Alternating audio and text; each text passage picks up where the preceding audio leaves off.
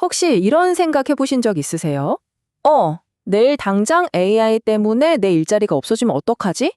이게 그냥 막연한 불안감이 아니고요. 이제는 우리 시대에 정말 중요한 질문이 됐습니다. AI 시대에 우리 인간은 도대체 뭘로 우리의 가치를 증명해야 할까요? 오늘 바로 그 해답의 실마리를요, 딱 세 가지 핵심 능력에서 한번 찾아보려고 합니다. 자, 그럼 이 질문부터 한번 던져볼게요. 좀 도발적일 수도 있는데, 우리는 과연 이 기술을 이끄는 주인이 될까요? 아니면 반대로 기술에 종속되는 노예가 될까요? 이 갈림길이 바로 지금 우리가 마주하고 있는 현실의 핵심인 거죠. 이런 위기, 먼 미래 얘기가 아니라요. 생각보다 훨씬 가까이, 아니 이미 우리 곁에 와 있습니다. 보세요. AI가 직접 운전대를 잡고 심지어 의사보다 더 정확하게 병을 진단하는 시대잖아요. 물론 인간과 기계가 협력해야 한다 이런 말도 많이 하죠. 근데 한편으로는 그럼 인간이 꼭 필요하긴 한 건가? 이런 근본적인 질문이 슬슬 우리를 불안하게 만들고 있는 겁니다. 바로 이 지점이 정말 중요합니다. 한번 상상해 보세요. 만약 우리가 AI가 주는 답을 아무 생각 없이 그냥 받아들이기만 한다면 어떻게 될까요? 아마 어느 순간 인공지능이 우리의 사수가 딱 되어 있고 우리는 그냥 그 밑에서 일하는 조수로 전락해버리는 거죠. 이게 그냥 영화 같은 얘기가 아니라 정말 현실이 될 수도 있다는 게 무서운 겁니다. 하지만 바로 여기서부터가 진짜 시작입니다. 우리의 전략이 시작되는 지점이죠.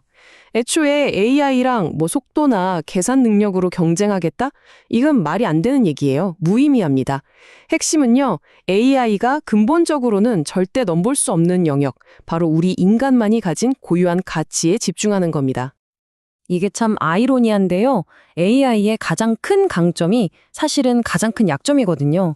무슨 말이냐면 AI는 과거 데이터를 학습하니까 과거에 대해선 달인이에요. 전문가죠. 하지만 한 번도 없었던 미래를 만들어내는 데는 완전 초보일뿐이라는 겁니다. 기존에 있던 것들을 아주 정교하게 조합하는 건 기가 막히게 잘해요. 하지만 아예 무에서 유를 창조하지는 못한다는 거죠. 그러니까 핵심은 딱 이거예요, 여러분. AI보다 빨리 개선하는 게 중요한 게 아니라는 겁니다. 그게 아니라 AI가 뱉어낸 그 수많은 지식들의 가치를 판단하고 그래서 우리는 어디로 가야 하는가, 이 최종 방향을 결정하는 것. 바로 그게 우리 인간의 역할이라는 거죠. 자, 그럼 이제 오늘 이야기의 가장 중요한 부분으로 한번 들어가 볼까요? AI 시대에 우리를 그 누구도, 그 어떤 기술도 대체할 수 없게 만들어줄 세 가지 핵심 능력. 바로 여기에 모든 해답이 숨어 있습니다. 첫 번째 능력은 바로 창의적 융합 사고력입니다. 이게 그냥 반짝이는 아이디어를 내는 거랑은 차원이 좀 달라요. 예를 들어 볼까요? 예술가의 섬세한 감성과 공학자의 정교한 기술, 이 전혀 상관없어 보이는 두 가지를 연결해서 완전히 새로운 경험을 만들어내는 거예요. 이렇게 서로 다른 분야를 엮어서 세상에 없던 가치를 창조해내는 힘, 그게 바로 창의적 융합 사고력입니다. 두 번째는 고차원적 사회 지능입니다. AI가 감정 데이터를 분석해서 이 사람은 지금 슬플 확률 80% 이렇게 말할 수는 있겠죠. 하지만 진심으로 그 슬픔에 공감하거나 깊은 신뢰를 쌓는 건 절대 못합니다. 굳이 말하지 않아도 느껴지는 그 미묘한 분위기를 읽어내고 사람과 사람 사이를 끈끈하게 묶어주는 진짜 유대감을 만드는 것. 이건 정말 오직 인간만이 할 수 있는 영역인 거죠. 그리고 마지막 세 번째, 바로 철학적 그리고 윤리적 판단력입니다. AI는 가장 효율적인 답, 가장 빠른 길은 알려줄 수 있어요. 하지만 그 길이 과연 옳은 길인가? 이 질문에는 절대로 답할 수 없습니다. 무엇이 선이고 무엇이 악인지, 우리 삶에 진짜 의미를 주는 건 과연 무엇인지, 이런 본질적인 질문에 대해 고민하고 판단하는 것, 이것이야말로 인간의 가장 고유한 영역이라고 할 수 있겠습니다. 자, 이 표를 한번 같이 보실까요? 이 차이가 한눈에 딱 들어오는데 정말 흥미롭습니다. 먼저 창의적 사고축을 보면 AI는 기존 패턴을 조합하는 데 그치지만 인간은 아예 무에서 유를 창조하죠. 그쵸? 그리고 사회 지능을 보면 AI는 데이터를 기반으로 예측할 뿐이지만 인간은 그 예측을 넘어서는 신뢰를 쌓습니다. 마지막으로 윤리적 판단. AI는 주어진 규칙을 따를 뿐이지만 인간은 왜 그래야 하는가라는 근본적인 질문을 던지면서 의미를 찾아내죠. 바로 이 어마어마한 차이점들. 여기가 바로 우리가 집중하고 투자해야 할 부분이라는 겁니다. 좋아요. 그럼 이제 제일 궁금한 게 이거겠죠. 알겠다. 이 능력들이 중요한 건 알겠는데, 그럼 이걸 도대체 어떻게 키울 수 있냐? 맞습니다. 지금부터는 무엇을 넘어서 어떻게에 대한 아주 구체적인 실행 계획을 한번 살펴보겠습니다. 솔직히 지금 우리 교육의 가장 큰 문제가 바로 이겁니다. 우린 너무 오랫동안 정해진 답을 빨리 찾는, 소위 틀리지 않는 훈련에만 익숙해져 있어요. 그쵸? 하지만 앞으로의 미래는요, 정답이 없는 문제 앞에서 실패를 두려워하지 않고 오히려 과감하게 왜? 라는 질문을 던질 수 있는 용기를 가진 사람을 원합니다. 이런 능력들을 키우려면요, 교육의 판 자체를 바꿔야 합니다. 그냥 단순 암기는 이제 그만하고 실제 현실의 문제를 해결하면서 자연스럽게 창의적 융합사고를 기르는 거죠. 또 실패를 자산으로 만드는 디자인 싱킹 같은 방법론을 적극적으로 도입해야 하고요.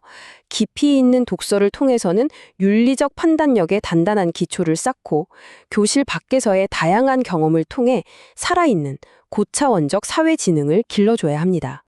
특히 여기서 말하는 디자인 싱킹이라는 건요, 정말 강력한 훈련법이에요. 일단 아이디어를 내고 그걸로 재빨리 시제품 같은 걸 만들어보고 테스트해보고 당연히 실패하겠죠? 그럼 그 실패에서 배워서 또다시 도전하는 겁니다. 이 과정을 계속 반복하면서 불확실한 상황 속에서도 어떻게든 답을 찾아내는 창의적인 근력을 키워주는 거죠. 그리고 이 지점도 정말 중요합니다. 세계 최고의 대학이라는 하버드가 왜 400년이 넘는 시간 동안 그렇게 독서 교육을 고집하는지 아세요? 그 이유가 있습니다. 책을 읽는다는 게 단순히 정보를 머리에 집어넣는 게 아니라는 거죠. 그 정보를 비판적으로 뜯어보고 해석해서 나만의 의미를 찾아내는 힘, 바로 문해력인데요.